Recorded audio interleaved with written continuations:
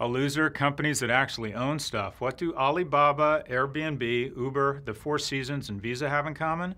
They're not saddled with inventory or real estate. Alibaba, the most valuable retailer on earth, holds no products. Airbnb, the largest provider of overnight accommodations, has no property. And Uber, the world's largest car service, owns no cars. This isn't a new business model. Visa, the largest credit card company in the US, doesn't own any banks or even issue its own cards. And the Four Seasons, the iconic hotelier, manages but doesn't own its hotel properties. Them and Starwood figured out a while ago that owning hotels is a shitty business, and they're better off charging the sucker who buys the building 6 to 10% a year to manage the property and lend their iconic brands. The capital these companies trade in is brand equity, software, customer relationships, and the greatest asset in a digital age, human capital.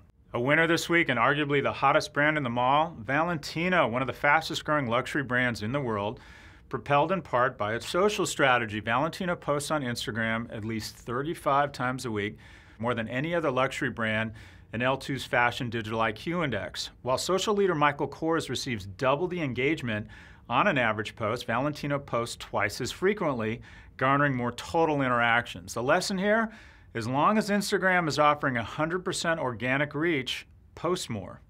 A loser, department stores, no shocker there. Nordstrom's, Macy's, JCPenney, and Walmart are all having a tough year, with stock prices taking a big hit and foot traffic declining. As is common among retailers who are in a defensive position, they're blaming the weather. But the real culprit here? Amazon. Analysts predict Amazon's earnings will grow 450% this year. Granted, that's off a small base, but still impressive. While most major retailer sales are expected to remain flat, Amazon continues to rocket ahead, and estimates indicate that by 2020, 50% of American households will have joined Amazon Prime. That's right.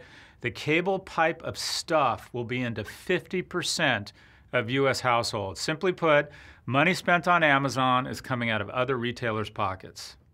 We leave you with gorgeous footage of professional slackliner Teo Sanson's 500-meter walk across the Utah desert. When asked if he was afraid of dying, Sanson replied, "Yes, I'm afraid, but what would life be without risk?" I can relate to that. I have been mixing Nexium and Viagra on an empty stomach, throwing caution to the wind. That's how the big dog rolls. We'll see you next week.